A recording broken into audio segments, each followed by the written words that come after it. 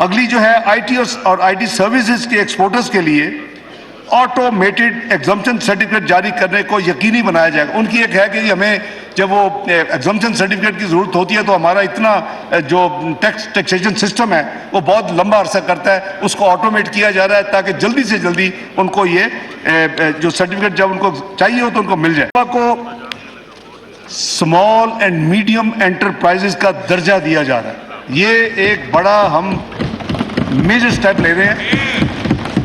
پورے کے پوری آئی ٹی شعبہ کو, انفارمیشن شعبہ کو ایس ایم ایز کا درجہ دیا جا رہا ہے, جس سے اس شعبے کو کم انکم ٹیکس جو ایس ایم ایز پہ لگتا ہے, special reduce rate of income tax, ان کو اس کا فائدہ ملے گا. اور ان کے اوپر ایس ایم ایز کی ڈیکلریشن کی وجہ سے ان کے اوپر نارمل انکم ٹیکس رجیم نہیں ہوگی, کنسیشنل انکم ٹیکس ان پر لاگو ہو رہا ہے. ان کو یہ بہت بڑا فائدہ ہوگا. اگلا جو ہم نے جو ایک اور اس بجٹ میں اقدام پیش کر رہے ہیں, آئی ٹی کے کاروبار کی مانیٹرنگ کے لیے وینچر کیپٹل کی بہت اہمیت ہے. جو نئے سٹارٹ اپس ہوتے ہیں ان کو کوئی لون دینے کے لیے تیار نہیں ہوتا اور ان کو جانتا نہیں ہے تو بڑی مشکل ہوتی ہے.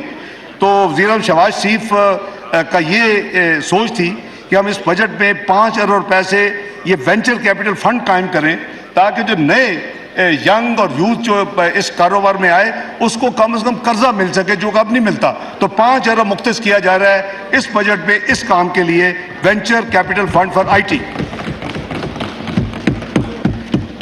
جناب اسپیکر, اس وقت اسلام آباد کیپٹل ٹیریٹری کی حدود میں آئی ٹی سروسز پر جو سیل ٹیکس اس وقت 15% ہے, 18 نہیں ہے, 15% ہے. اس کو مزید کم کر کے صرف 5% کیا جا رہا ہے, 15% سے 5% کیا جا رہا ہے. آئی ٹی کے شعبہ میں قرضہ جات کی فراہمی کو ترغیب کے لیے بینکوں کو اس شعبہ میں 20% کے رعایتی ٹیکس کا استفادہ حاصل ہوگا. میں ایکسپلین کر دیتا ہوں کہ جو آئی ٹی کے شعبے کو وہ یعنی پروموٹ کر رہے ہیں کہ اگر اس شعبے کو بینکس جو ہیں وہ قرضہ دیں گے تو ان کا جتنا ٹیکس بل ہوگا اس میں ان کو 20% رعایتی ٹیکس کا ان کو ایک اسپیشل کنسیشن ملے گی, وہ صرف 20% اس کو ایگزمپشن اس میں ہوگی. اس لیے اگلے مالی سال میں 50,000 آئی ٹی گریجویٹس کو پروفیشنل ٹریننگ دینے کے لیے اسکیم تیار کر کے اس کو رول آؤٹ کیا جا رہا ہے.